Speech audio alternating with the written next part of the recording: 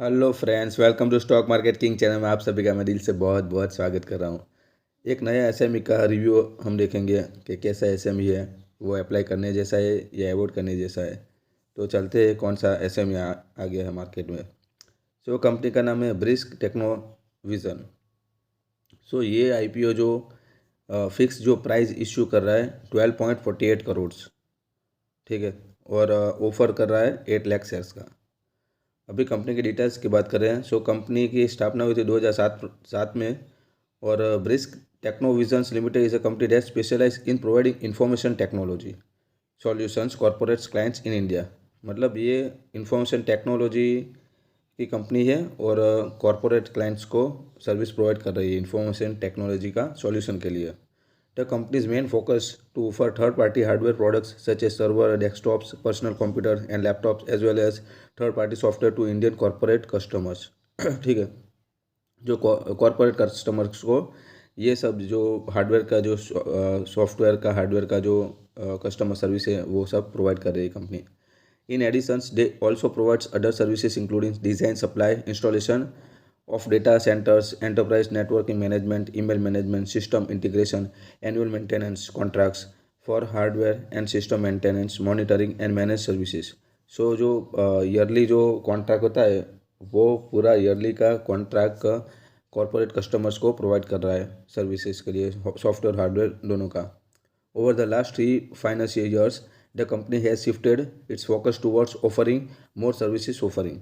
और थोड़ी extra service भी कंपनी जो है वो अपने कॉरपोरेट क्लाइंट्स को ऑफ़र कर रही है, जिसमें अलग अलग मोर सर्विसेज अलग अलग ऑफ़र कर रही है। वो आगे देखते हैं। And also, as of November 30, 2023, company has 119 employees to manage daily business operations, administrations, legal, secretarial, and accounting functions according to their designated duties। So company के पास 119 एम्प्लॉयज़ है और डेली बिजनेस का जो ऑपरेशन मैनेजमेंट है, administration, legal, वो सभी ये इतने एम्प्लॉयज़ सर्विस प्रोवाइड कर रही है और ऑपरेशन कर रही है।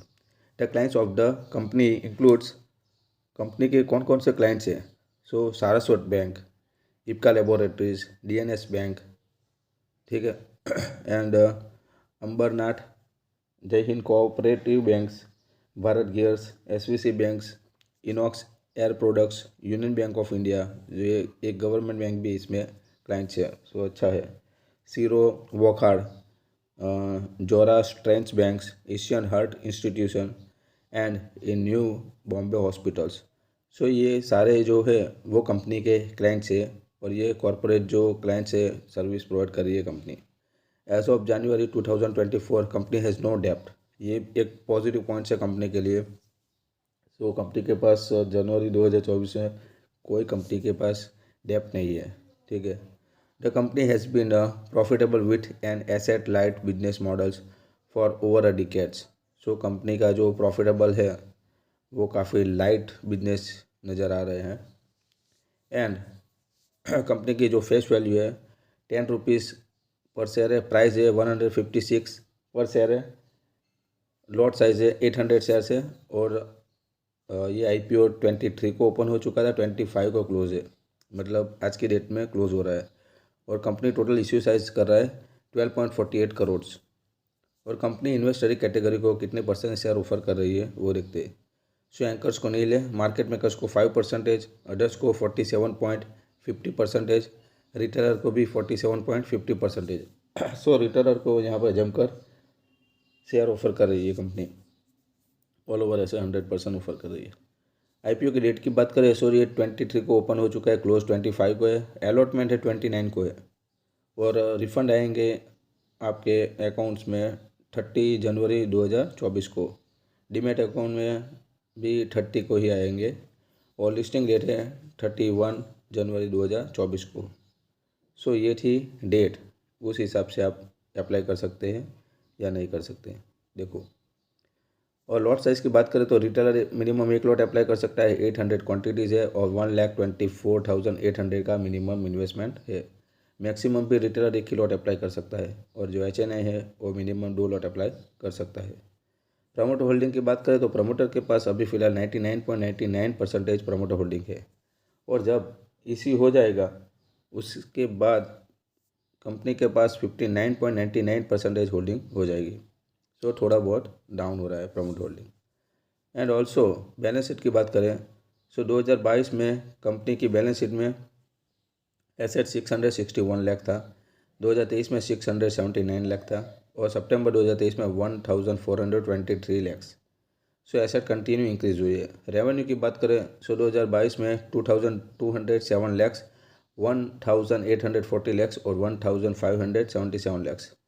देखो यहाँ पे रेवेन्यू कंटिन्यू डाउन हुई है, सो ये बड़ा एक नेगेटिव पॉइंट्स माना जाता है कंपनी के बैलेंस शीट में। प्रॉफिट आफ्टर टैक्स की बात करें तो 109 लैक्स, 198 लैक्स, 152 लैक्स।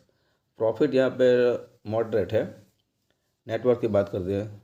नेटवर्थ में मार्च 2022 में 307 लैक्स है, मार्च 2023 में 478 लैक्स है, और सितंबर 2023 में 30 सितंबर 2023 की बात करें सो नेटवर्थ है 631 लैक्स। सो नेटवर्थ यहाँ पे ग्रो हुई है।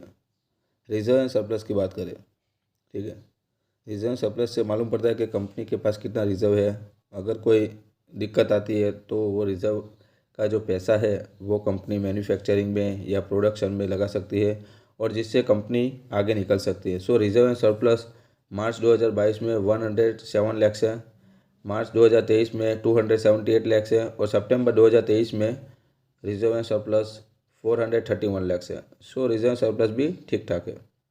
की परफॉर्मेंस इंडिकेटर की बात करें सो रिटर्न ऑन इक्विटी 41.56% है। रिटर्न ऑन इक्विटी यहाँ पे अच्छा सा दिख रहा है। ROCE है 54.71%। डेप्ट इक्विटी रेशियो 0.03, ये एक पॉजिटिव पॉइंट है कंपनी के लिए, डेप्ट काफ़ी कम है। RONW की बात करें तो 41.56% है, और PB भी 6.52 है। सो ये थोड़ा डाउन है। सब्सक्रिप्शन टाइम्स कितना हुआ है, सो अदर्स में 2 टाइम्स सब्सक्रिप्शन, रिटेलर में 6 times, all over 4 times. Subscription यहाँ पे बहुत ही कम है, बहुत ही वीक पॉइंट्स है। और ग्रे मार्केट प्रीमियम की बात करें, मोस्ट इंपॉर्टेंट पॉइंट्स देखो, 23 को ये IPO ओपन हो चुका था, तब ग्रे मार्केट प्रीमियम नील था, और आज की डेट में भी अभी ग्रे मार्केट प्रीमियम नील है।